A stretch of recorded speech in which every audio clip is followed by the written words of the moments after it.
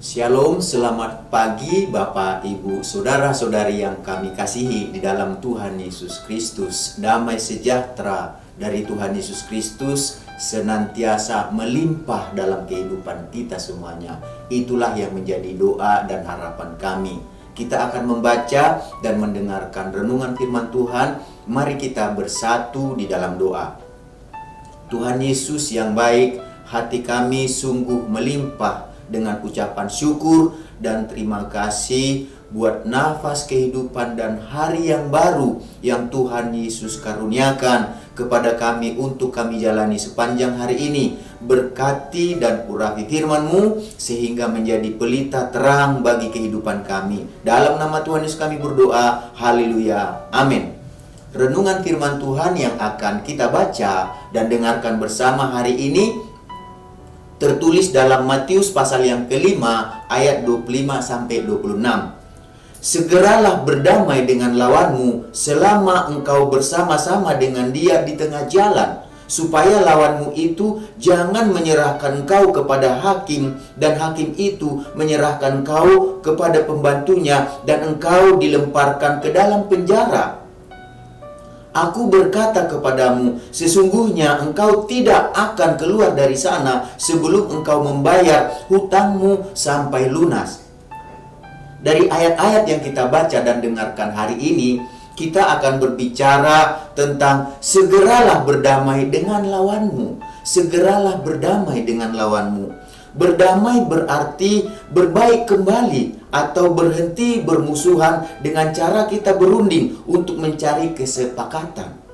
Sedangkan lawanmu berarti musuh atau seteru kita, yaitu orang yang menentang dan yang bertentangan dengan kita. Tentunya itulah yang kita sebut dengan lawan. Oleh sebab itu dikatakan oleh Tuhan Yesus, segeralah berdamai dengan lawanmu. Segeralah berdamai dengan lawanmu berarti kita harus berusaha secepatnya, berupaya untuk berbaikan kembali dan berhenti untuk bermusuhan dengan seteru atau orang yang menentang kita. Jadi Tuhan Yesus memberikan nasihat kepada kita, memberikan perintah kepada kita sebagai pengikutnya supaya kita segera berdamai dengan lawan kita, dengan musuh kita. Karena jika kita tidak segera berdamai dengan lawan atau musuh kita, maka lawan kita akan menjadi musuh yang mendatangkan beban bagi hati dan pikiran kita dan perasaan kita. Bukan hanya pikiran dan perasaan kita yang terkuras oleh lawan atau musuh kita, tetapi juga kita akan mengalami berbagai hal kerugian,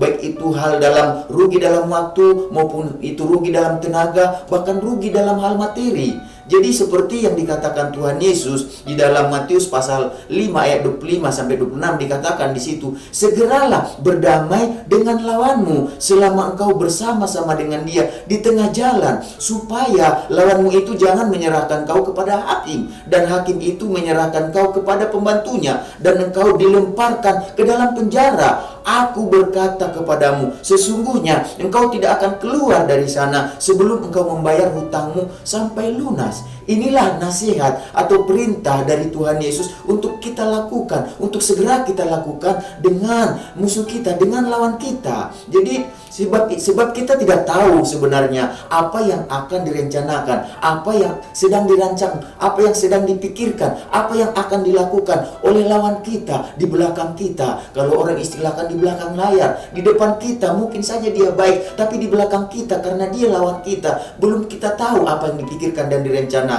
Tetapi jelas kita tahu karena dia lawan kita, karena dia musuh kita. Kita tahu jelas bahwa mereka akan terus memantau kita, akan terus memperhatikan kita sampai mereka berhasil untuk melakukan hal yang jahat terhadap kita, ya, karena kita dianggap sebagai musuh dan lawannya. Oleh sebab itu lawan kita akan merasa puas, akan berhenti untuk mengganggu kita setelah mereka merasa telah berhasil membawa kita ke meja penghakiman dan mereka memasukkan kita ke dalam penjara. Dan hal tersebut tentu akan mendatangkan beban bagi kita, bukan hanya beban pikiran, beban mental, beban perasaan, tetapi itu juga akan membuat kita jadi rugi dalam hal materi dan waktu karena kita dimasukkan ke dalam penjara. Oleh sebab itu Bapak Ibu Saudara-saudari yang kami kasihi di dalam Tuhan Yesus Kristus, marilah kita belajar untuk membebaskan diri kita, ya, untuk menghentikan diri kita dari lawan, ya, atau musuh musuh kita. Dan dengan cara bagaimana? Dengan cara kita bersegeralah secepat mungkin.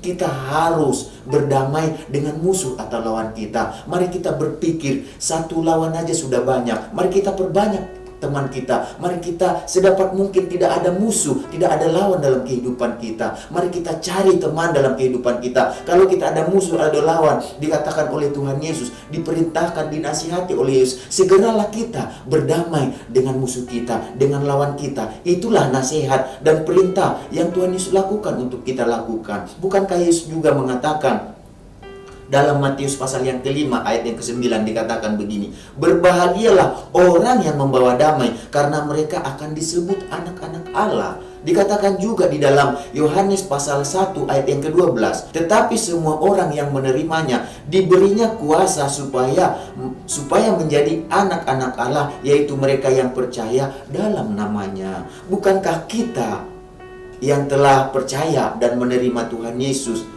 sebagai Tuhan dan Juru Selamat kita, dikatakan di sana diberi kuasa supaya kita menjadi anak-anak Allah. Jadi sebagai anak-anak Allah, marilah kita belajar untuk menjalankan misi daripada Bapa kita yang di surga. Misinya yaitu supaya kita menjadi pembawa damai dalam kehidupan kita dimanapun kita berada. Jadi Bapak, Ibu, Saudara-saudari yang kami kasih, dalam nama Tuhan Yesus, siapapun yang menjadi musuh kita, yang menjadi lawan kita, yang dekat dengan kita, yang jauh dengan kita, yang kita tahu, yang tidak kita tahu, siapapun mereka, kita tidak tahu. Tetapi mari kita menerima firman Tuhan, perintah, nasihat dari Tuhan Yesus. Segeralah berdamai dengan lawan atau musuh kita, supaya itu tidak menjadi beban dalam kehidupan kita. Mari kita sama-sama berdoa. Tuhan Yesus, kami mengucap syukur buat firman-Mu yang kami sudah baca dan dengarkan bersama. Jadikan kami pelaku firman-Mu, Tuhan Yesus, bukan hanya pendengar atau penyampai. Kami percaya, Tuhan Yesus, apa yang Kau perintahkan itu baik buat kami. Kami mau memutuskan, Tuhan Yesus, kami mau mematahkan musuh kami dengan niat-niat jahatnya, dengan rencana jahatnya, dengan segera berdamai dengan mereka. Tuhan Yesus, mampukan kami,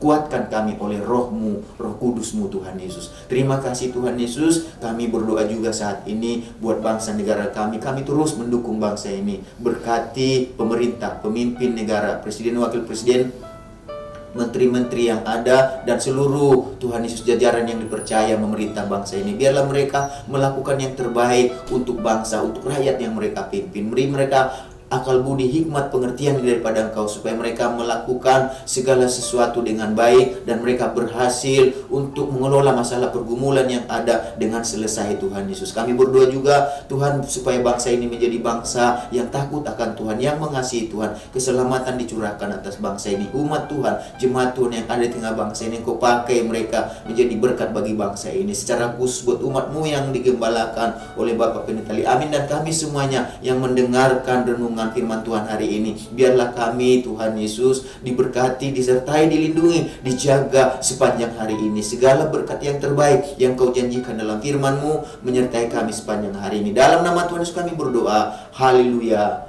Amin. Selamat beraktivitas. Tuhan Yesus memberkati kita semuanya.